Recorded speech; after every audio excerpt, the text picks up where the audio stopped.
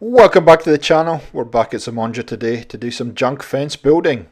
Let's get junking. So welcome to Zimonja. It's been a while since we've been here at this settlement, and today what I'm going to do is I'm going to build a junk wall in this area here using a few things that you would find around this immediate area. And it gives you a little bit of a different idea how to build a junk wall. This is a build I done quite a while ago, and you know, as I've said the last couple of weeks, I've just been going through the archives and pulling these out and getting them up on the channel because they've been sitting there for a while. So first of all, I'm going to use this truck here, and what I want to do is I want to make it look as though it's just jackknifed here and been left here. You know, somehow it's been heading towards the interstate up the top there, or the freeway, and it's just suddenly been left here. The settlers have come along and they've looked at it and they've decided to utilize it to build part of the settlement. So that's the kind of thinking behind this. And so I'm just going to extend up the wall on this side of the settlement. Now you'll see off to the right there is a whole area that I've built up. I have got that video, I've got that build video, and I may well put that up in the coming weeks, just depending on how well this video here is received. This is really just a bit of a twist on, I mean, everybody or a majority of people will build walls around the settlement, and you know, you can do the normal, or you can try and do something a little bit different, which I do try to do quite a bit on the channel, is to try and give you some different ideas of what you can do in your settlements. And I think using the materials I use in this video, it just makes it look as though it fits, and it's you know, as far as the storyline of Fallout goes, and you know, what would happen in this kind of post-apocalyptic world, then they would certainly be using these kind of materials or this kind of thinking to build their walls. It's really, you know, repurposing, I guess, at its best. So we're just going to straighten this up a little bit so that it lines up along this boundary here. Now you'll see I don't leave a lot of room along the boundary. If you're experienced, an experienced builder, you can afford to do this. If you're looking at this and it's one of your early builds, I would suggest you just leave a little bit of a gap so that you can run along the side of the wall there, and you know, basically play with the stuff that you put on the outside of the wall, because it's a very difficult thing to do if you don't leave yourself enough room to get certain pieces in place on the outside of the wall next to the boundary. Because I've got place anywhere, I can pretty much, I don't have to worry about that too much. I can actually place things down pretty well. So we're using a combination of scaffolding pieces. You know, there's a truck here. There'll be various things in here, and as usual, I've gone out and I've had a good look around the immediate area to see what is lying around, and then I've used that as the basis for the materials I'm going to use. Now the scaffolding is just fighting me a little bit because it wants to snap down like that, so just a case of getting it into the right position, and it does take a bit of finagling, as my mate Chewie would say, and you get it into place. Now as ever, you know, I always like with my settlement walls to have it the multifunctional, so I will build a little area underneath there so that you can use the top and the bottom of the wall.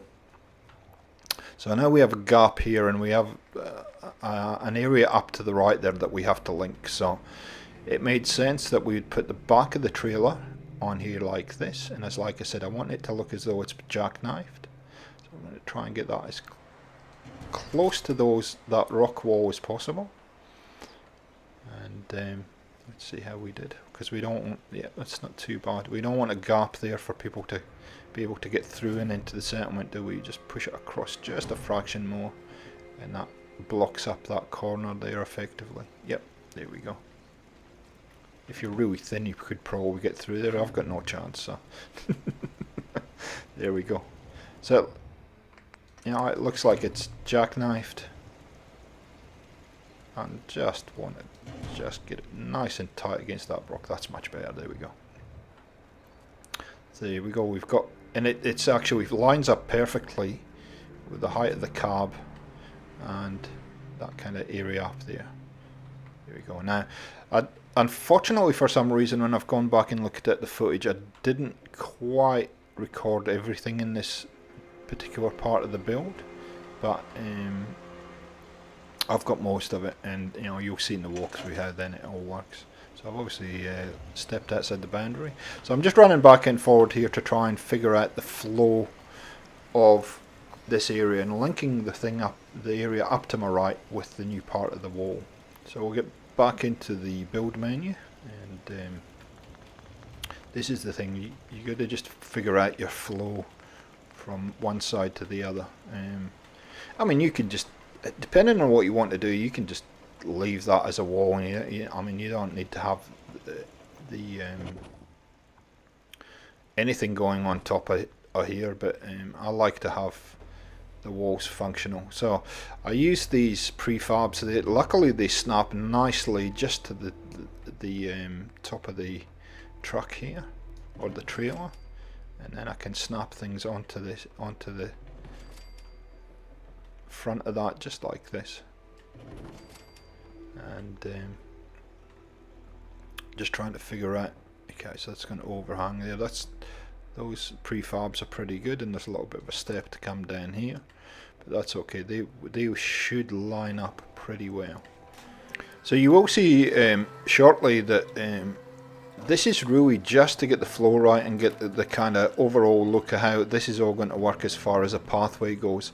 I end up actually taking all this out, and you know, I'm trying ideas here. So you can see now I've went into the metal tab just to see if I can switch up the overall look a little bit of this, rather than being all wood. Maybe we can put some metal in there as well, and just figuring out how this is all going to link together. Now I thought it was important just to leave this in so you can see the kind of process involved, and you could use these prefabs, you could leave these prefabs as they are. There's no issue with doing that. I just wanted a slightly different look here, so I end up taking them out and rejigging them, and you'll see that in a set. You see that fairly shortly. So here we are, we're back now. We're going to start and build this little area here in a little bit, and add some walls, and again trying to vary up the overall look of this area. Now with these scaffolding, you will get certain materials to snap to these, and oh, it looks like I still had snapping build at this point. Yes, I did. So this shows you how long ago this was done. See, these ones will, for some reason, the metal ones will snap to the scaffolding, but the wood ones wouldn't. So it's all good. And straight away you've got an automatic wall on the outside towards the boundary. So this is why it's good to do this. Might as well utilise the space, and I do make this into something quite nice in the end. So there we go. It's all starting to come together now. It does get a bit dark in this part of the video, but I've tried to lighten up for you as much as possible. And there's a bit of a gap under that one, but we'll fix that up a little bit later. So we're going to put a path. You can see I've put a couple of wood floor pieces in, so I'm going to make a path coming across here, like this, on the top of the truck there. There you go.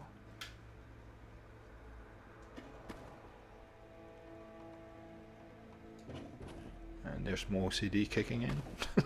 So they're all fizzing the same way. Yep, that was right. No, that was right. You had it right. Oh, there you go. This one as well. There we go. And I think the reason I changed this up was really I'd already done a lot of stuff with the prefab, so now we need to try and figure out how to build a way up from the ground here. And these ladders from scaffolding snap in, so all we need to really do is put some kind of base there, and then see that flow, and I've put a little set of ladders in there so it all flows pretty nicely across the top here. There we go. And I'm big on having that happening. So we now need to link the area to the right now, so that this all works very nicely. You can walk around the walls without too much of a drama. So here I'm just trying to figure out how to get this to link up, as I said, and that will snap in there. We just need to use place anywhere to do it. So and hopefully I can re-grab that. Yes, I can. Okay. Drop it in. Now what happens here is I've picked it up too close, so if you pushed your view out a little bit that would work fine, but we get in eventually when you do the anti-shimmer trick. That's it. Nice. So now we're on and we've linked, and we'll need to pull that wall there out and start to work on the last little bit here. So we'll just chuck that railing there like that. Yep, that looks okay. Now probably pull that piece of cloth out of there in a sec. Just need to plug these areas onto the rocks here, and again trying to make it look as organic as possible, that you can see that wants to snap. There we go. That this is what they would do. They would just patch it up and make it look scrappy. Now what happens here, I pull this piece of cloth out here and I snap it to there, and I think, wow, that actually looks alright there. So I end up using this as an idea now. I've just found probably the only hole that anybody's ever going to drop into. So now I need to patch it in. Here's a good example. I've left it in. I could have cut this out, but here's a good example what takes you the time when you're building in Fallout. Usually it's all these little fiddly bits that cost you the time, not the big stuff. So just trying to figure out how get that piece of ply to sit in there, and as you can see it keeps flicking up like that. Now you've probably seen a couple of times that it actually does glitch into there, so I could use place like that. I could use place anywhere, but I don't want to do that. I want it to look as though it's just been laid down by the settlers to solve the exact issue that I just had, which is falling in between those rocks there. So just ease it into position, and then there we go. Nice. So as you know, I'm prone to, this is my thinking time, and also just figuring out the flow, and so I do this. I run back and forth a couple of times, but I've cut that out for you, I didn't. Once you've seen it once, you've seen it, and that is in times, haven't you? So now I'm going to just try and figure out where is the best position for this cloth, and I think you have now got this cloth in USO. Certainly if you're on PC or Xbox you'll find it in vanilla extensions, and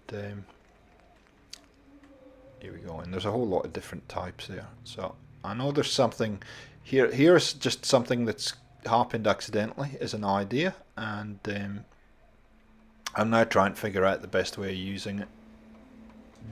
Put that there for now, and so I'm trying a different colour. That doesn't quite work. Let's go back to the original. See what they've got. No, that's alright. That one looks alright, and it snaps in nicely. Of course, you're totally exposed on that other side of the wall to your left there, but it's fine. So, again, I know this is a good idea. I like the look of it. I've just got to figure out how best to utilise it.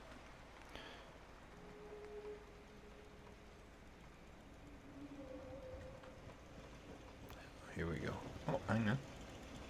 Hang on. Put it there. Oh, that might not look too bad. So I'll probably run downstairs and just have a look. Yeah, that's okay.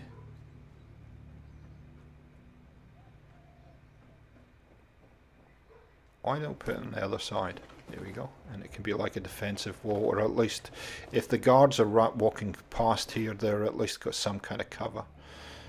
There we go. Get rid of that one. Okay.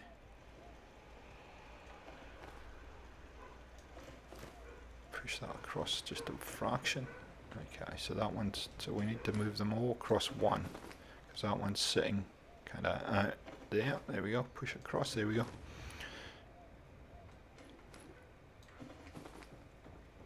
Okay, so I like that. Gives a little bit of cover, and gives them scope for putting something in there, I guess. So we're getting to the end of this. I thought I'd do this in two parts because there's two distinct sections of the wall. So here's a miniature little tour how it ends up at this part of the wall, and next in part two we'll do the second half. So I'll just quickly show you around. You can see this little house here has changed quite considerably, and I've made this into a little kind of drug manufacturing area underneath here. Quite nice. Scrapped it up a lot, as you can see. I've built this little platform here so just to bridge that gap, and it's just a foundation piece, floor piece, some railings, and this guy, we have a bit of a Mexican standoff here. So we'll just have a little bit of a transition now. I've changed this a little bit. You can see I've just stacked these plywood pieces on there. There is a bit of an issue down to the right there that I need to fix up. I need to put a fence in there or something, but that's okay. Barbed wire and various things. Just dressed it up. Put a little guard post in here so they can have a look over the Commonwealth. I tried putting two in, but it just seemed too much. And so you can see a little bit of decoration. This looks pretty nice. So I hope you've enjoyed this, guys. Thanks for watching. Tune in for part 2 and I'll show you some more junk art fence ideas. Thanks for supporting the channel, and we'll catch you next time.